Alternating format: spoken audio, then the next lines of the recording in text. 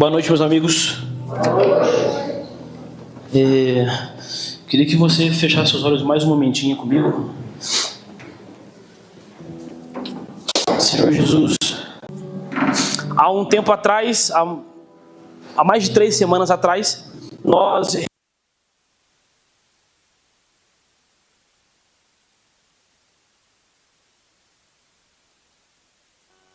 Então, nós estamos completando esse ano, se eu não me engano, 8 anos de comunidade. Só que nós nos reunimos há mais de 8 anos, né? Há mais de 10 anos, se eu não me engano. E o Senhor nos confiou algumas coisas.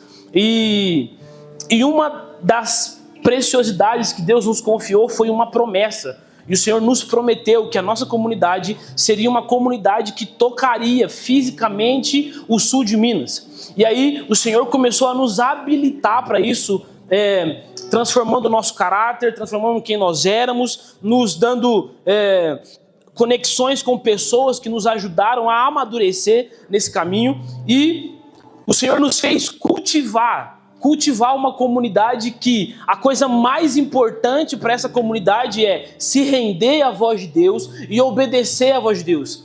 O meu maior medo como líder dessa casa é um dia se mover por aquilo que Deus não falou. Então, eu não estou aqui para criticar nenhuma outra comunidade, mas se a gente...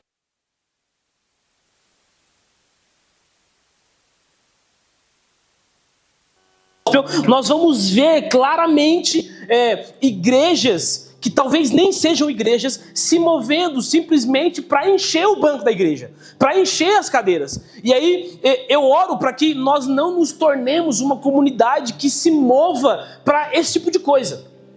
Então, o nosso maior objetivo e o nosso maior medo santo é o tempo todo, a cada passo, ouvir o Senhor. Vamos lá. O tempo todo e a cada passo, ouvir o Senhor.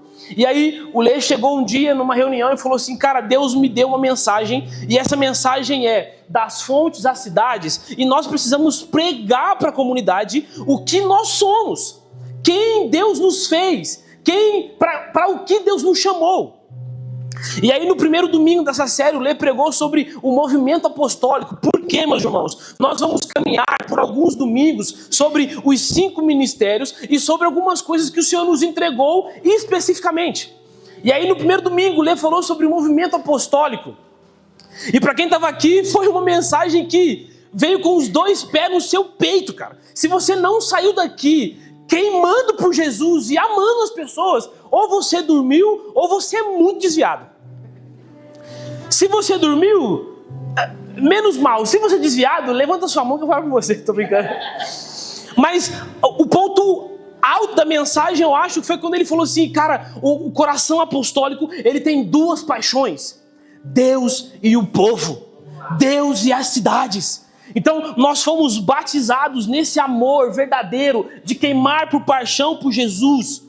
E essa paixão, quando eu queimo de paixão por Jesus, automaticamente eu amo o povo, eu amo as pessoas. Não tem como você dizer que você ama Deus se você não ama o seu irmão. Domingo passado o Lê falou sobre um coração pastoral. E aí ele leu aquele texto de Ezequiel que para mim ele podia parar ali. Onde o Deus falou assim: olha, os pastores que estão pastoreando a si mesmo darão conta para mim. E aí depois ele lança uma promessa: mas fiquem tranquilos, porque eu mesmo irei atrás das minhas ovelhas, e eu buscarei as minhas ovelhas. Então nós aprendemos que o movimento, tanto apostólico quanto pastoral, foram movimentos que foram corrompidos outrora, mas que Deus, pela sua bondade, restaurou esses movimentos. E agora Deus está impartindo com a sua igreja um coração apostólico e um coração pastoral. Quem pegou? Vocês são pastorais, gente? Vocês são apostólicos? Vamos lá, hein? Gente, participa comigo hoje, por favor. Eu estou bastante nervoso hoje para o que Deus vai fazer. Eu já fui no banheiro, acho que umas 4 vezes só hoje. E não menos importante, essa noite nós vamos conversar um pouco sobre o movimento profético. E assim como o Lê trouxe nos últimos 2 domingos, nós precisamos entender esse tipo de coisa. Por quê? Porque a primeira coisa que eu queria falar sobre o movimento profético, na verdade, a primeira coisa que eu queria falar sobre essa jornada que nós estamos entrando, de falar para a comunidade, de afirmar para a comunidade aquilo que Deus nos prometeu, você precisa saber o que Deus quer de nós. Você precisa saber o que Deus quer de você particularmente. Então, nós precisamos entender que Deus, ele tem vontades. Deus, ele não é um robô. Deus, ele não é uma pessoa que é aquém da sociedade, da humanidade. Não, Deus tem vontades, meus irmãos. E eu sempre falo isso. Existe um texto na Bíblia Sagrada que eu amo esse texto, que diz assim: Deus, ele cumpre a sua vontade. Deus, ele decreta o final das coisas, ainda no começo delas. Isso quer dizer que as vontades de Deus serão realizadas.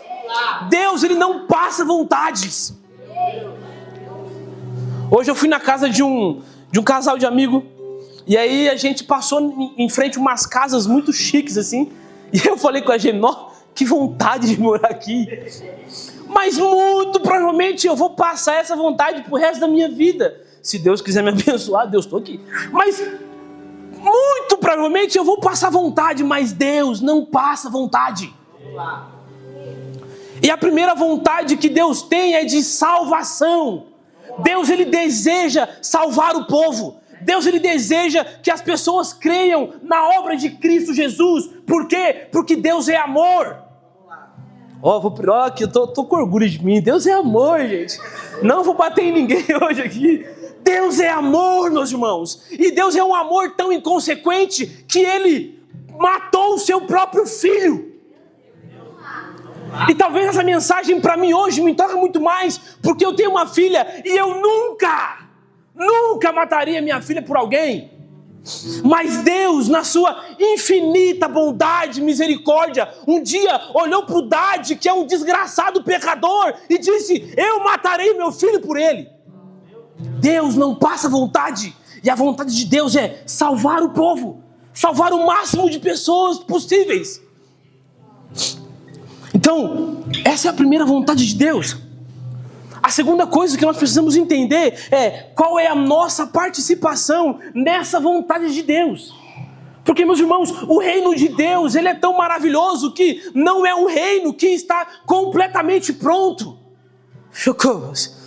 Deus, ele grita para a humanidade: ei, vocês querem fazer parte daquilo que eu estou fazendo?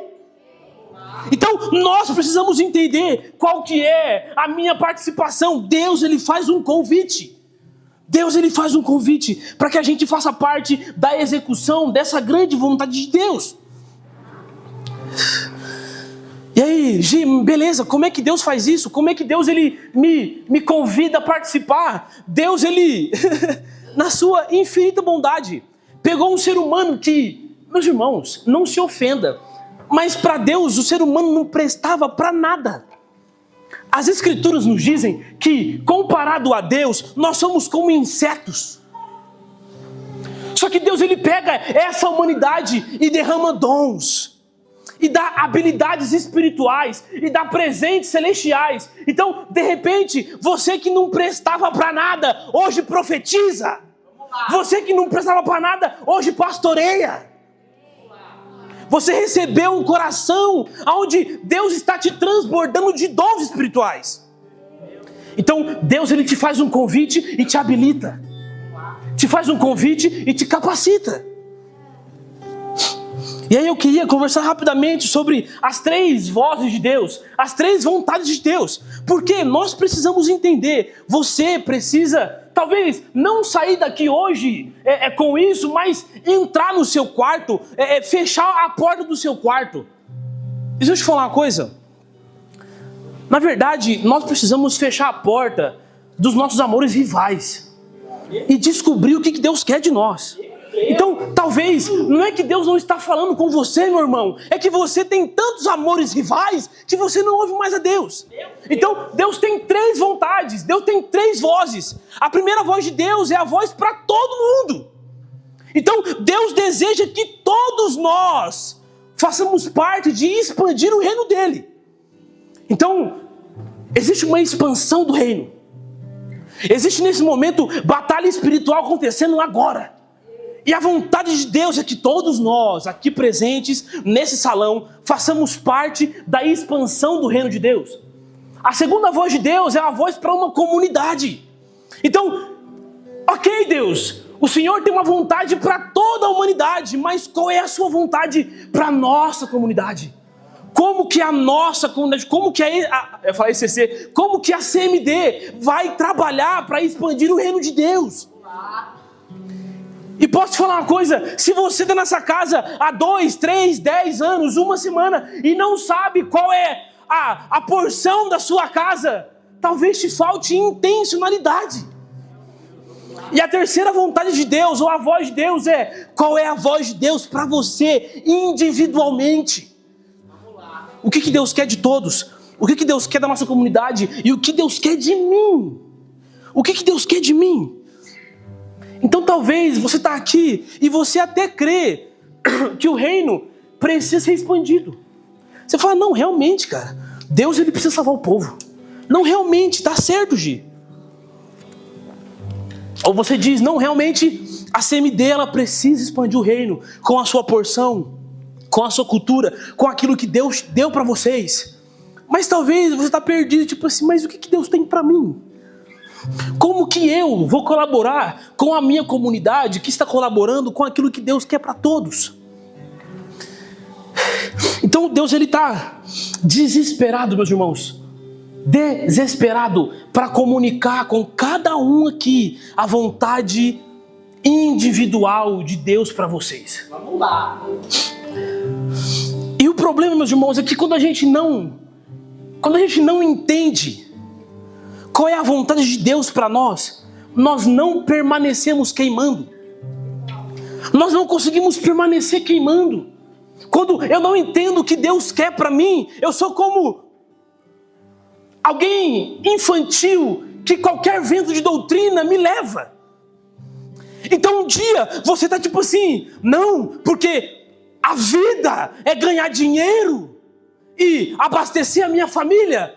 Aí passa uma semana, eu vou falar com você e falar, não, na verdade, a vida na verdade é viver na igreja e morrer pelo reino de Deus. E daqui uma semana, na verdade, eu nem sei se eu creio em Cristo.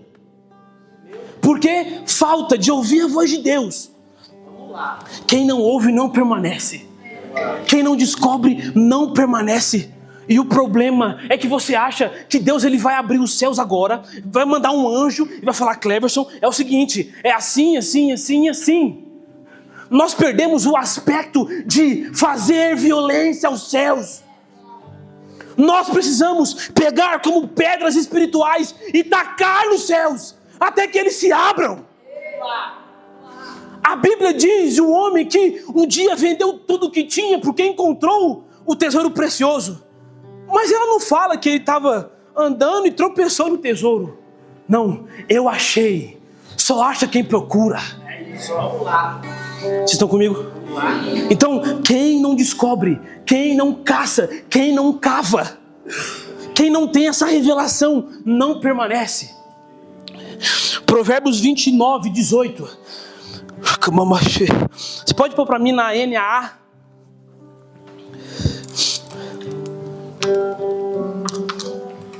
Eu preciso de uma toalhinha, né? Jogar aqui.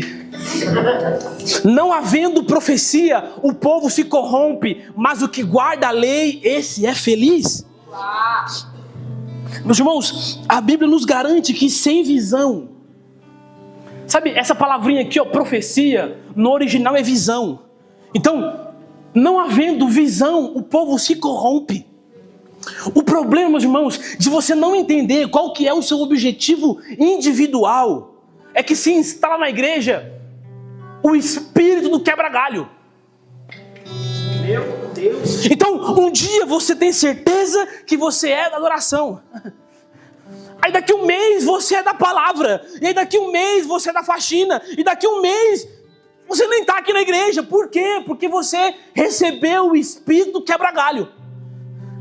Há muitos anos atrás, quando eu me converti, eu fiz uma oração para Jesus. E foi uma oração de todo o meu coração mesmo, assim. Eu tava naquela euforia, eu tinha acabado de me batizar. E eu tava tipo assim, mano, que vontade de ir para um país perseguido e pregar o evangelho numa praça e morrer por Deus. Era esse naipe que eu tinha. Eu falava, mãe, por favor, como é o nome daquele papel que emancipa, não é? É emancipação? Sei lá. Os seus pais te assinam um papel que você pode agora fazer o que você quiser na sua vida. Eu falava, mãe, por favor, assina isso aqui, eu preciso ir embora.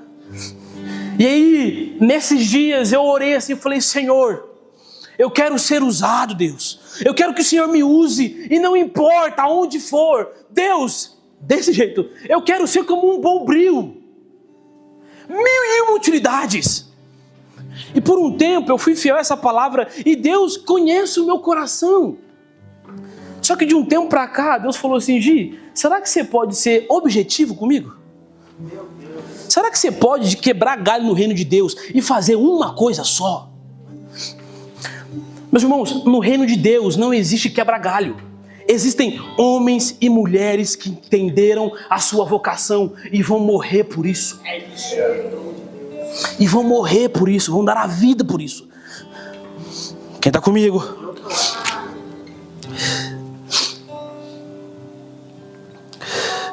E a grande pergunta dessa noite é, cara, eu tive uma conversa bem legal com o pessoal da Igreja Caseira, semana retrasada. Eu contei um pouco da nossa história como CMD, falei um pouco da atualidade e lembrei eles das promessas futuras. E aí eu perguntei, e aí? Onde é que vocês estão nisso? E a pergunta é, você está queimando com a revelação que Deus te deu ou você está se aquecendo no fogo do seu vizinho? Meu Deus. Será que quando você pula aqui na frente, você está pulando porque você está vendo Deus se aproximando de nós, nos levando para um lugar onde Ele vai fazer cumprir a promessa? Ou o fogo do seu vizinho é tão grande que está te aquecendo? E para você isso basta. Meu Deus. O movimento profético, profecia traz direção, apontamento e revela destino. Provérbios 29:18, essa palavra que aparece ali, sem visão o povo se corrompe, a palavra que aparece é se desintegra. Sem visão um povo se desintegra, mas quando há profecia, quando há visão, existe edificação.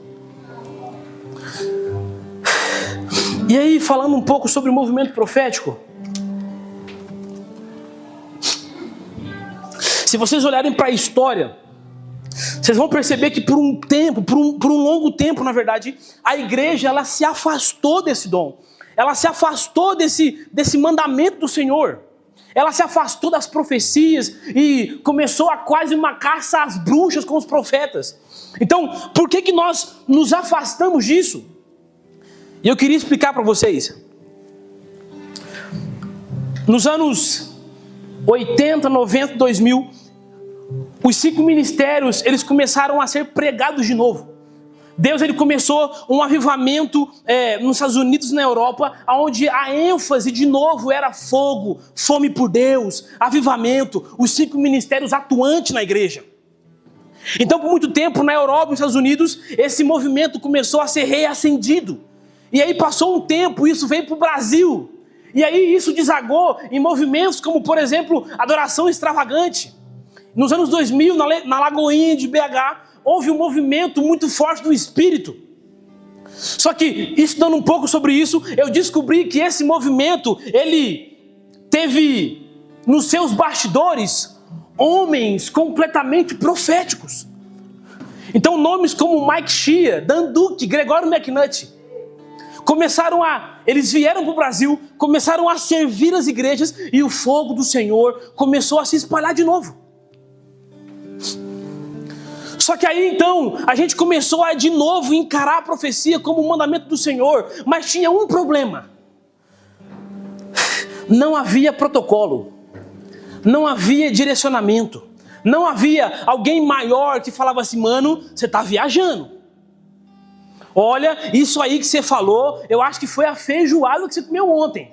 Então, por não haver esse tipo de inspeção, esse tipo de monitoramento, começou a aparecer várias bizarrices. Por quê? Porque os ensinamentos que nós tínhamos como Brasil de profético era quase que 100% dos gringos. E os livros que chegavam aqui, 80% deles eram pautados em experiências. Então, alguém que teve uma experiência e orou profeticamente, escreveu um livro. E aí o problema disso é que o brasileiro pegou e decretou que experiência é doutrina. Mas a palavra profética não é experiência. A única palavra profética que existe é a Bíblia. Vamos lá. Então, começou a ter todo tipo de bizarrice que você puder imaginar. Lobos em peles de ovelhas começaram a manipular a igreja.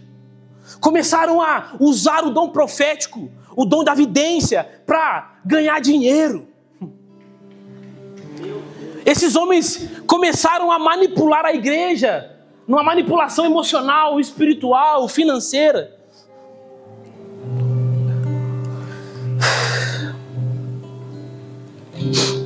E aí, como a gente definiu que a experiência, então, era a doutrina, a igreja, com uma forma de, autopreservação, se afastou de tudo que ligava o profético.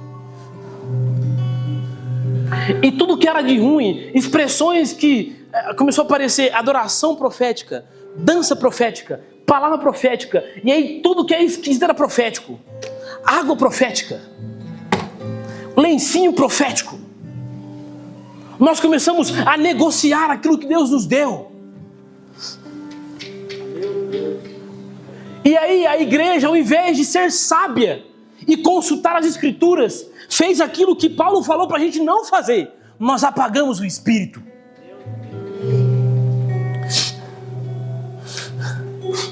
Mas eu tenho uma boa notícia. Assim como Deus restaurou o apostólico, assim como Deus restaurou o pastoral, Deus também restaurou o profético. O movimento profético não é um movimento corrompido. O movimento profético é um movimento que provém do Espírito Santo de Deus para equipar, preparar e enviar a sua igreja. Só que não é porque Deus ele restaurou que os falsos profetas acabaram. Só que essa noite, meus irmãos, eu queria conversar rapidamente o que é um falso profeta. Por quê? Porque a igreja começou a entender e pensar que o falso profeta era um satanista. Então você via um cara todo de preto, com as unhas pintadas, com um chifre na cabeça, e falava, olha, o falso profeta. Ou então, quando alguém se levantava no meio da igreja e falava uma profecia e errava a profecia, falava aí, ó, falso profeta.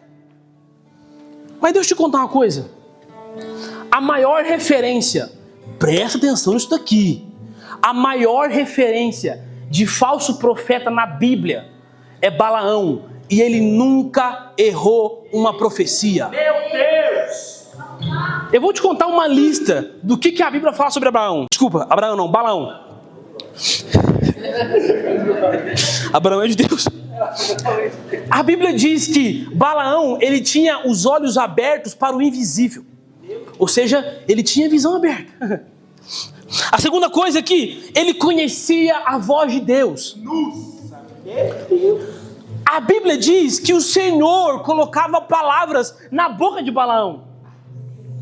A Bíblia também diz que Balaão via anjos, falava com animais, e o pior de tudo, Balaão teve uma teofania, ele viu Cristo. Existe um texto que ele diz, vejo de longe, não de perto, a estrela de Jacó. A maior referência de falso profeta viu Cristo. Meu Deus! Então, peraí, o que é um falso profeta? Meu Deus! E aí, uma perguntinha básica. Se esse homem, com essas descrições aqui, entrasse pela nossa igreja, ele seria promovido ou reprovado? Meu Deus! Isso! Imagine um homem aqui que tem a visão aberta, que ouve a Deus, que vê anjos, que fala com animais, que viu Cristo. Será que ele seria promovido ao pregador da noite? Ou será que ele seria confrontado? Nossa. Sabe por que ele seria promovido? Porque nós nos preocupamos mais com a assertividade do que com o caráter. Meu Deus. Mas o espírito profético verdadeiro, ele testa o caráter. Vamos lá, ok? Vamos lá, ok? E aí a igreja, ela pegou para si, porque é muito bom para o meu ego. Alguém que chega aqui e como de forma profética, começa a dizer, eis que vejo um anjo com a bandeja dourada. E está entregando chave de carro para todo mundo. E aí, ao invés da igreja voltar-se às escrituras e reprovar esse tipo de profecia, ela abraçou. Meu Deus. Só que aí, beleza, Gi. Então agora estamos perdidos. Vamos matar os falsos profetas. Vamos acabar com os falsos profetas. Vamos acabar com a profecia na igreja, porque nós temos o risco de ter falsos profetas nas nossas igrejas. A resposta é não. Por quê? Meus irmãos, nós não arrancamos o joio, nós cultivamos o trigo. Deus não te chamou para arrancar o joio. Deus te chamou para ser primeiro e para cultivar o trigo. Então existem sim falsos profetas nos nossos meios. Existem sim igrejas que às vezes são governadas por eles. Mas se existe uma coisa que conforta o meu coração, é que naquele grande dia, assim como o Senhor pedirá conta dos pastores que pastoreiam a si mesmo, Deus vai ter uma conversinha com o falso profeta. Meu Deus. De uma vez por todas, meus irmãos, nós precisamos amadurecer como igreja e entender. Porque se a gente entende isso aqui, as briguinhas bestas de internet que você gosta, que eu sei que você gosta, vai acabar. Nós não arrancamos o joio, nós cultivamos o trigo. Vamos lá. Nós não derrubamos o altar do irmãozinho, nós levantamos um altar verdadeiro. O trabalho de Elias não foi derrubar o altar de Baal, foi falar assim, você quer ver então quem que é o Deus verdadeiro? E ergueu um altar ao Deus verdadeiro. Vamos lá, é isso. Então, a minha mensagem é, deixa o joio crescer. Que o ceifador está vindo aí. Então beleza, Gi, me deu uma boa notícia, quem são então os verdadeiros profetas? A parte da mensagem que é ruim passou, pessoal, agora é bom. Quem são os verdadeiros profetas? Os verdadeiros profetas são os chamados amigos de Deus. Olha essa frase que incrível. É um amigo de Deus, alguém com profundo interesse na sua mente e no seu coração. O profeta, ele conhece os segredos de Deus. Ele habita no conselho do Altíssimo. E depois ele se torna uma testemunha ao povo. Minha filha queimando aí. E esse homem, e esse profeta, também tem duas paixões. Deus e o povo. O amigo de Deus é apaixonado por Deus. Só que a paixão por Deus, daqueles que são amigos de Deus, te tornam escravo daquilo que Deus ama. E Deus ama o povo, Deus ama a igreja, Deus ama o sul de Minas, meus irmãos. Deus e os homens apaixonados por Deus, interessados no coração de Deus, interessados nas afeições de Deus. Você quer ver um texto que exemplifica muito bem o que é um profeta? Um dia, Abraão estava na sua tenda, e aí de repente, Deus na sua infinita glória, Jesus com o Pai, com os anjos, com o Espírito Santo, estavam assistindo a humanidade. E aí eles viram que Sodoma e Gomorra se corrompeu. E meus irmãos, presta atenção na ordem dos fatos aqui, tá? Deus decide em seu coração. Deus planeja na sua mente destruir aquela cidade. Só que ele fala assim, vou estar ali por perto mesmo, vou na casa de Abraão. E Abraão, quando ele tem uma teofania, se encontra com o Cristo e os anjos, ele faz um convite. Vocês não querem bater um rango, não? Vocês não querem entrar na minha tenda e comer comigo? E meus irmãos, para nós, dividir uma refeição hoje, nem sempre significa que você quer ser amigo daquela pessoa. Às vezes é tipo assim, vamos supor que você trabalha em algum lugar que tem um refeitório muito grande, e aí você parte de uma refeição com uma pessoa ali, levantou, acabou. Mas naquele tempo, quando alguém falava assim, você quer comer comigo?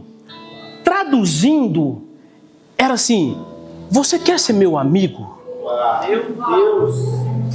Será que você quer ser o meu amigo? Quando nós entrarmos na nossa tenda, nós vamos partir o pão. Você quer ser o meu amigo? Então Abraão, ele faz esse convite para Deus. E aí logo depois, Deus fala assim, como que eu esconderei do meu amigo Abraão aquilo que eu for fazer? Então, Jesus e Abraão almoçam juntos. E agora eles se tornam amigos. Jesus agora compartilha com Abraão os seus pensamentos. Compartilha com o seu amigo aquilo que está no seu coração. E aí sabe o que Abraão faz? Ele fala assim, não, beleza, vai lá, vai com Deus, vai com seu pai. Não, ele pula na frente de Deus e fala, peraí. Abraão começa a interceder para aquela cidade. Meus irmãos, a intercessão é um movimento profético. A intercessão é um trabalho profético. Por quê? Porque nós pensamos que a intercessão ela é movida pelo jornal de amanhã. Então a gente vê uma grande tragédia, tipo, sei lá, a gente lê uma notícia assim,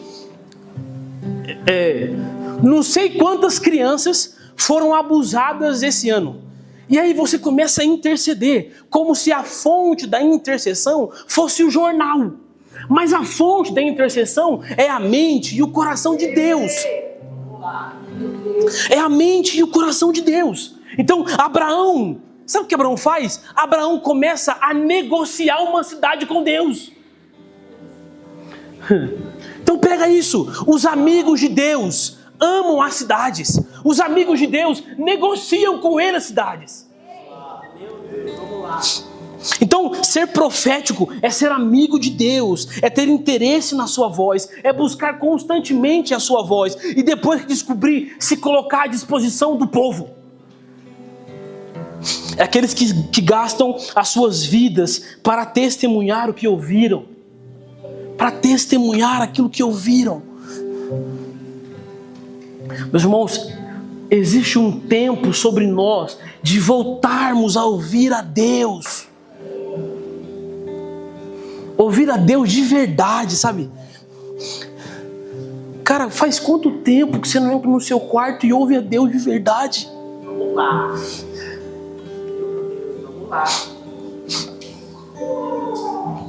Uma igreja profética, um povo profético pode redefinir o destino de uma cidade inteira. Vamos lá. Meu Deus, alegra nosso coração.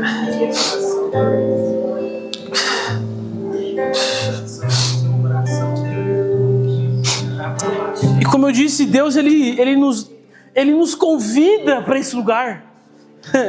Deus ele nos convida para sermos os seus amigos. Deus ele nos convida para ouvir o seu coração, para conhecer a sua mente. E é por isso que não existe o profeta tal.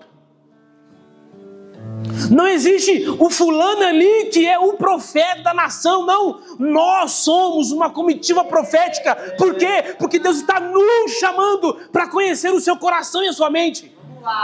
E aí Deus ele começa a impartir conosco ferramentas para a gente avançar o reino de Deus. E eu queria dar um exemplo aqui que me impressionou. Eu compartilhei com o pessoal de manhã do louvor isso. Sabe um texto que exemplifica muito bem o que é um ministério profético de Jesus? O texto da Samaritana. Porque nós vamos fazer uma distinção aqui rapidinho de profecia, palavra de conhecimento e palavra de sabedoria. Vamos lá. Jesus está andando e ele fala assim, é necessário passar por Samaria. Então ele vai, pega seus discípulos, dá uma volta meio grande assim, e encontra uma mulher samaritana. E foi por isso que no começo estava tipo assim, vamos lá alguém. A hora que a Gia abriu João 4, eu falei, meu Deus. Jesus encontra com essa mulher e fala assim, vai buscar o seu marido. E essa mulher fala assim, mas então, eu não tenho marido. Dissestes bem, porque o que você, já teve 7, né? 5, e o que você tem não é seu. O nome disso daqui é palavra de conhecimento. Palavra de conhecimento é um conhecimento espiritual que nós recebemos de Deus acerca de uma pessoa que seria impossível receber. É uma informação que seria impossível você saber. Era impossível Jesus saber disso. Isso é palavra de conhecimento.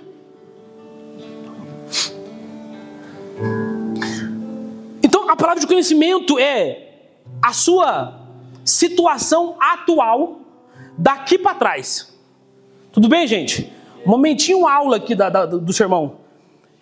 É uma informação que Deus te dá sobre a realidade atual da pessoa desse momento para trás. Então ele fala, olha, você não tem marido. E os que você teve não é seu, o que está agora também não é seu. Só que aí a conversa vai se desenrolando. E aí Jesus começa a pregar para ela. E aí ela fala assim, beleza, Messias, mas aqui, onde que nós vamos adorar? No monte ou no templo? E aí Jesus então dá uma profecia para ela. Ela fala assim, ele fala assim, eis que o tempo chegou, aonde os verdadeiros adoradores adorarão ao Pai em espírito e em verdade. Então, se a palavra de conhecimento é uma informação da sua atualidade, a profecia é como Deus te vê e como aonde Deus quer que você chegue. Então ela falava assim, mas eu não posso adorar. E a profecia é, você agora é uma adoradora que adora o Pai em espírito e em verdade. Palavra de conhecimento, daqui para trás. Profecia, como que Deus te vê. Aonde Deus te vê. Só que aí Jesus continua.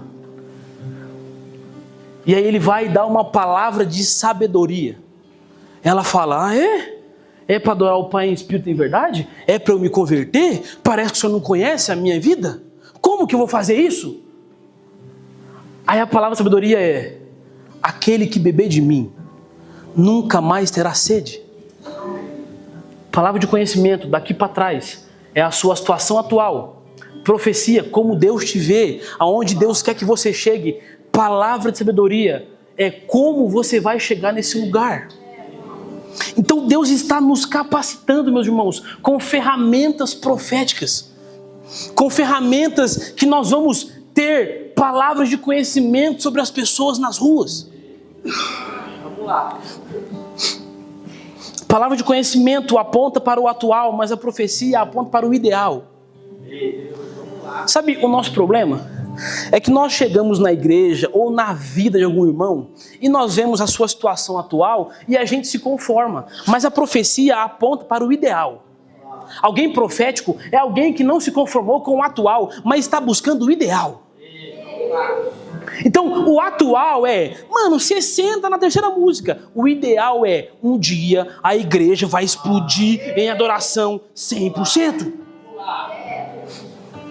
Talvez o seu atual é tipo assim, eu nem levo as coisas de Deus com tanta, seriedade. Então, eu venho um domingo, faço 2, eu não vou na ECC, eu nem oro direito. Isso é o atual. Mas o ideal, o profético é, você será totalmente apaixonado por Jesus. E eu não vou precisar ficar te convencendo. Por quê? Porque você verá Deus. Aqueles que veem a Deus queimam para sempre. Aqueles que ouvem a Deus permanecem, não se desintegram.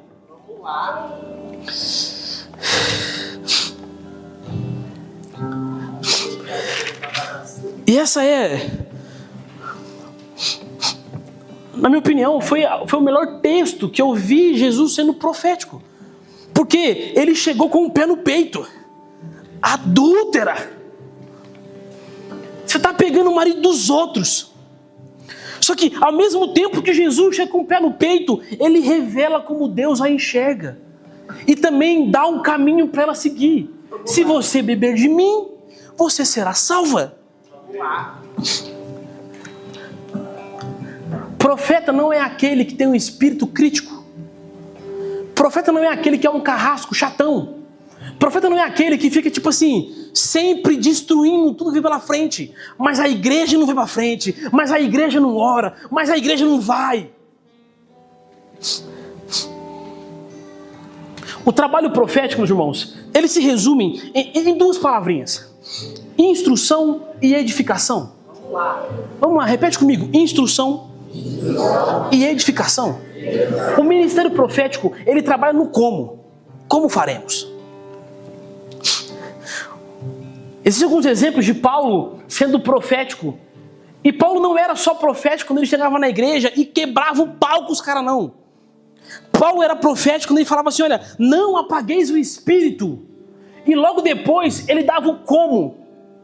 Não desprezem a profecia. Outra hora ele fala assim, ó, enchei-vos o espírito. Profético. Como? Falando uns aos outros com hinos, salmos e cânticos espirituais. Tem gente que acha que é profético porque denuncia o que está errado. Mas a denúncia sem instrução e edificação não é profecia, é início de rebelião. Meu Deus! A crítica sem a construção, sem a instrução, não é profecia. Você só está iniciando a rebelião no corpo de Cristo. Porque ser profeta é instruir e construir, instruir e edificar. É sim, às vezes, xingar o povo. É sim denunciar. Mas a denúncia vem carregada de, então como faremos?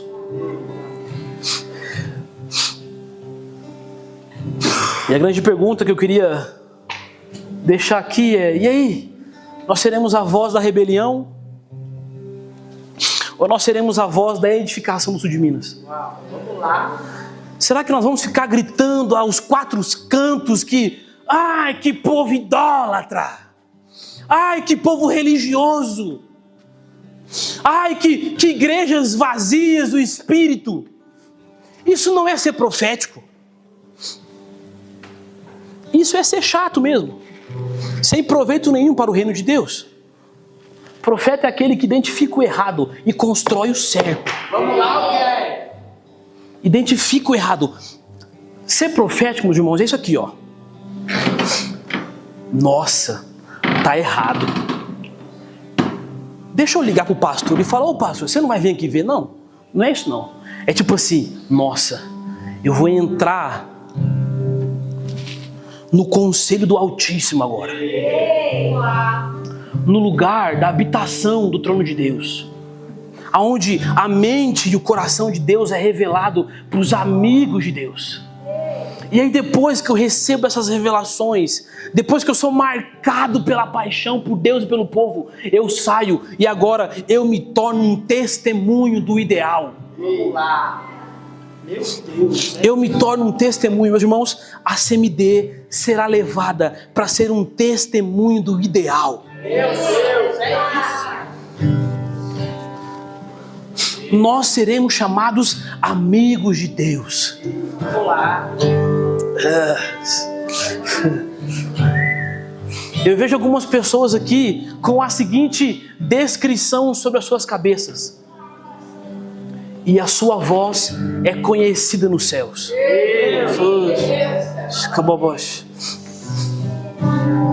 Você já pensou ter uma intimidade tão grande com o Espírito Santo?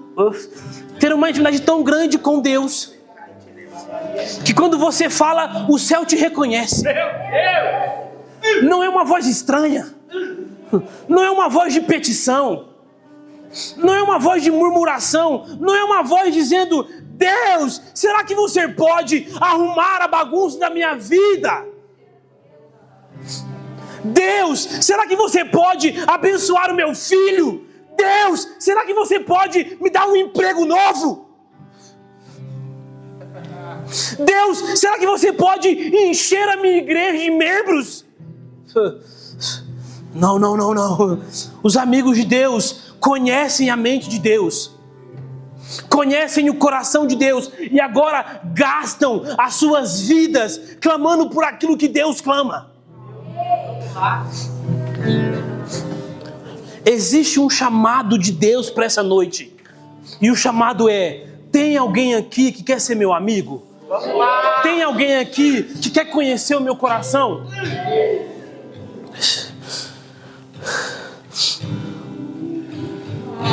Então, será que nós somos a voz da rebelião, da murmuração? Ou será que nós somos a voz da edificação do sul de Minas? E se você na sua cabeça está respondendo assim: não, eu sou a voz da edificação, parabéns, você acabou de comprometer a sua vida com isso.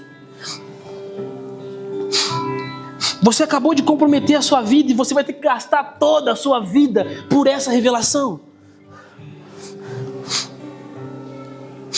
Meus irmãos, um dos maiores profetas que já existiu nunca deu uma profecia que prevê o futuro. O nome dele era João Batista. Meu Deus, é verdade. Sabe, conjecturando aqui, tá? Um dia João Batista pegou as escrituras e falou: eu vou ler aqui. E aí de repente João Batista abre em Isaías 40 e ele começa a ler. Um dia existirá uma voz que clama no deserto: preparai o caminho para o Salvador. João se depara com aquilo, e 700 anos depois, João escreve e diz assim: eu sou a voz do que clama no deserto. Ser profeta não é acertar profecia. Ser profeta é encarnar o coração e a mente de Deus. Então, se a voz profética para aquele tempo era: alguém vai ter que ir para o deserto, preparar e aplanar o caminho do Senhor. Se não fosse João, aquele que tivesse fome teria que ir. Vamos lá. Então, meus irmãos, quem vai sair por aí para o sul de Minas não é o Leandro, não é o Giovanni, é aquele que quer ser amigo de Deus. Vamos lá. A mensagem não está sobre os nossos ombros. Deus deu para a comunidade. Vamos lá. Mas posso te falar, eu estou com fome. Eu já falei: Senhor, não existe nada que me segura aqui. Se o Senhor falar que é para eu ir para algum lugar, eu vou pegar a minha família e eu vou ir. Por quê? Porque um dia é como se eu tivesse lido a profecia e alguém se levantará no sul de Minas para restabelecer de novo um altar verdadeiro. E hoje eu estou dizendo: eu sou a voz. Vamos lá.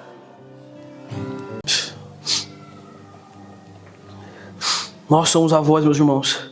Nós somos a voz. Nós somos a voz. Nós temos que encarnar a profecia. Nós temos que ler a profecia, encontrar o coração de Deus e encarnar essa voz. Sabe o destino de João Batista? A cabeça arrancada por uma mensagem.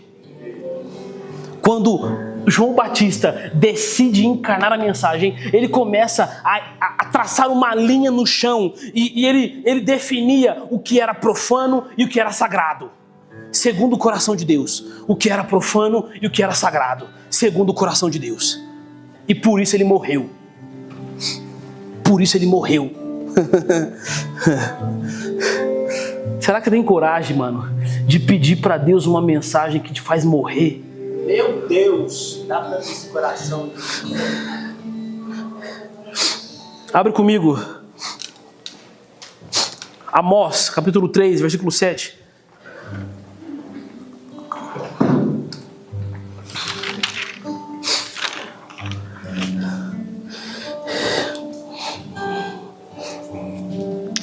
Amós capítulo 3, versículo 7, diz o seguinte: certamente o Senhor Deus não fará coisa alguma sem primeiro revelar os seus segredos aos seus servos, os profetas. A primeira coisa que a gente tem que entender sobre esse texto aqui é que a revelação, ela precede a ação. A revelação, ela precede a ação, ela precede o movimento, ela precede a obra de Deus.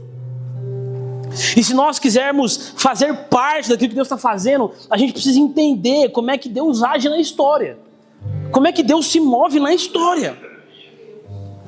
E esse texto, ele me garante que Deus não faz antes de falar. Deus não trabalha antes de comunicar. Só que eu me peguei em crise, que eu falei assim, mano, parece que Deus está, tipo assim, me devendo satisfação de alguma coisa. Parece que Deus busca a aprovação do profeta. Parece que Deus fala assim, não, para eu fazer, eu primeiro preciso falar com o profeta, senão não tem como fazer. Só que a gente precisa entender como é que Deus trabalha, qual é o caráter de Deus na sua obra. E Deus, ele se move da seguinte forma. Deus, ele planeja, comunica e age. Deus, ele planeja, ele comunica e ele age. Deus, ele não precisava, do texto que a gente falou aqui agora há pouco, Deus, ele não precisava, Deus, ele não devia explicação nenhuma para Abraão do que ele ia fazer ou deixar de fazer na cidade. Deus já tinha, como eu disse, decidido no seu coração. Só que Deus, ele planeja. E na outra ponta está a ação. Só que no meio disso aqui está a comunicação. E aí Deus, ele decidiu compartilhar com você aquilo que está entre o planejar e a ação de Deus.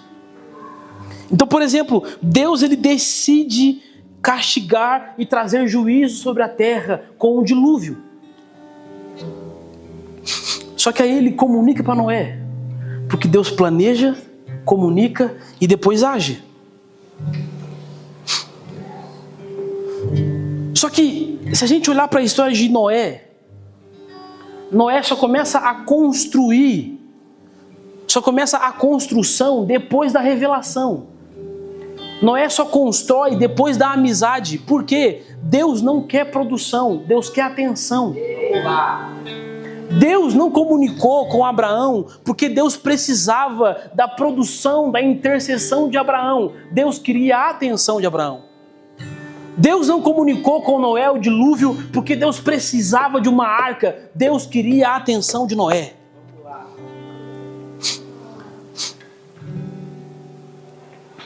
Sempre que alguém estiver disposto a ouvir a Deus, ele estará pronto para falar. Ser profético não é fazer, é ouvir. Meus irmãos, nós não somos uma igreja profética porque profetizamos.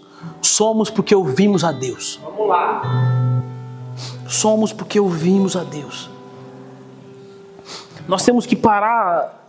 A gente tem uma mania muito feia de ficar perguntando por que Deus parou de fazer o que fazia.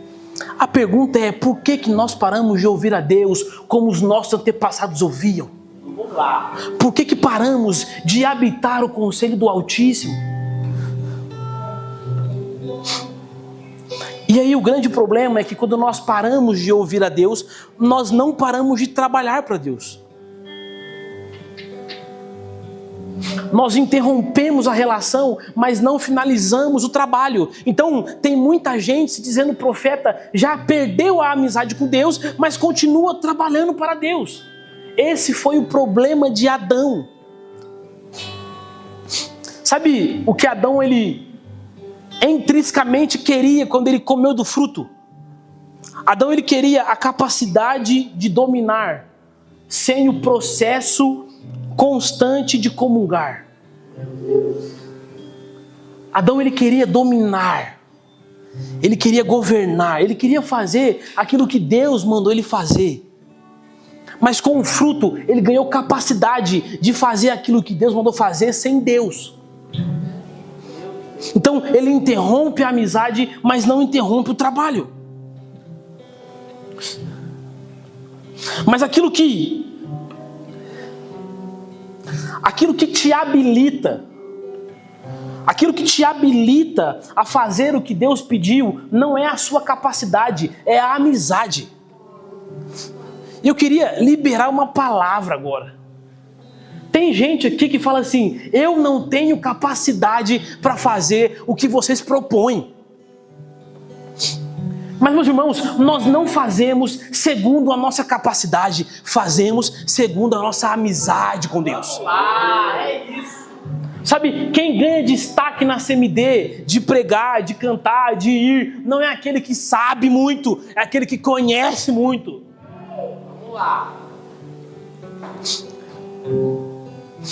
Ao comer o fruto, Adão recebe a capacidade, mas perde a amizade.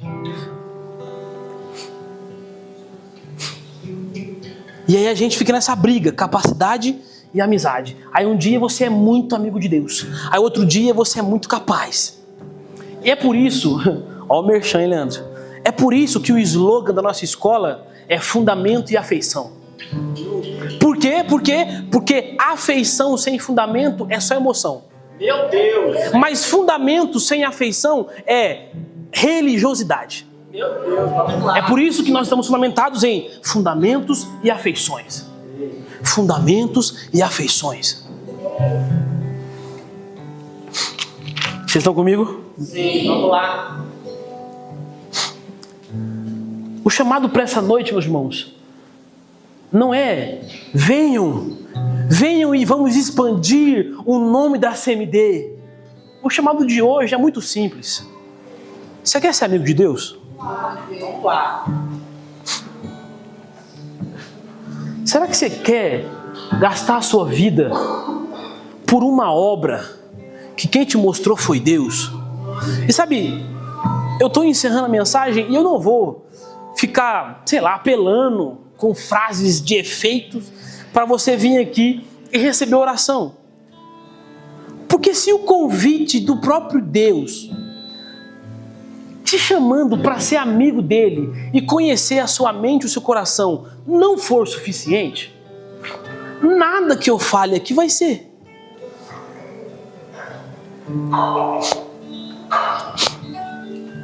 E aqui, antes de orar,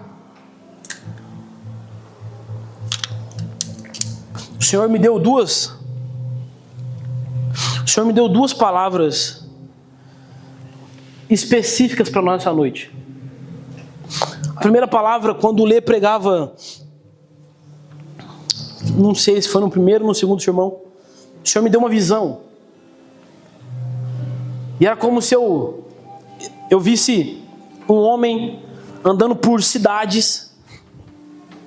E esse homem, ele pegava alianças e ele sentava num banquinho de praça e ele pegava um paninho e ele começava a polir essas alianças. Ele começava a dar brilho de novo para essas alianças. E, meus irmãos, existe uma coisa que chama revelação progressiva. O Senhor está nos apontando um destino. O Senhor está nos apontando as cidades. Mas Deus está agora nos dando estratégias e conhecimento do que nós faremos e do tipo de povo que nós vamos encontrar. E o tipo de povo que nós vamos encontrar é um povo que perdeu a sua aliança com Deus e com o povo. E nós, assim como o Lê falou, nós vamos encontrar os discípulos de Jesus, mas nós vamos encontrar a noiva de Cristo. E o nosso trabalho é polir a aliança deles de novo. Meu Deus. Existem pessoas no sul de Minas que quebraram a sua aliança com Deus porque foram machucadas pelo povo de Deus. O Senhor está nos habilitando essa noite para restabelecer a aliança com o povo de novo, para polir as alianças, para dar brilho de novo no relacionamento com Deus. E a segunda palavra para essa noite é: Deus, ele vai começar um processo de troca de odres.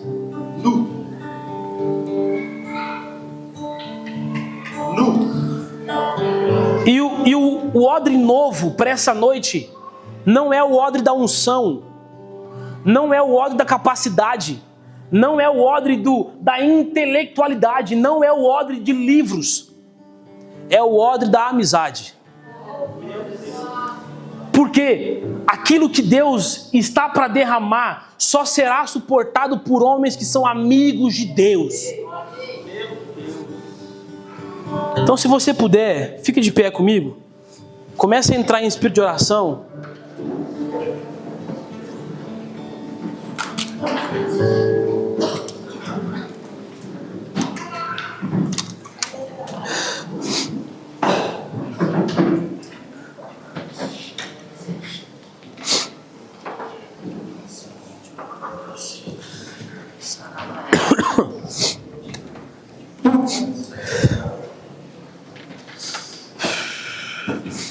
Meus irmãos, Deus quer... Eu tenho feito uma oração esses últimos dias. E é uma oração que não tem saído dos meus lábios, assim. Às vezes eu estou no serviço, assim.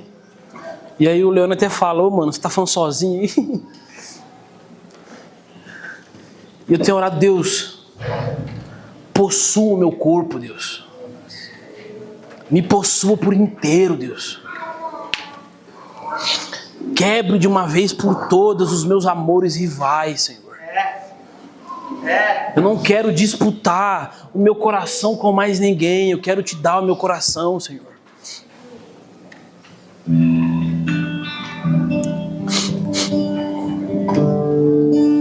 E nesses últimos dias eu tenho ouvido um chamado do Espírito Santo para uma amizade verdadeira com Jesus, sabe? E a amizade verdadeira com Jesus não é uma amizade pautada naquilo que você pode oferecer para Ele, e nem o seu interesse no que Ele pode te dar. A amizade verdadeira com Jesus é: Jesus, será que o Senhor pode vir aqui só pelo prazer de nos dar a sua presença? Sabe, CMD, o Senhor pede para lembrar, nós ainda somos casa de Betânia. Onde Jesus, depois de uma longa viagem, de um longo trabalho, de longas obras, Ele decidia e Ele lembrava. Ele lembrava que Ele tinha uma casa que Ele podia ir e descansar. Então eu queria que você viesse aqui na frente, para que esse desejo, para que esse novo odre que o Espírito vai trocar hoje fosse impartido com você.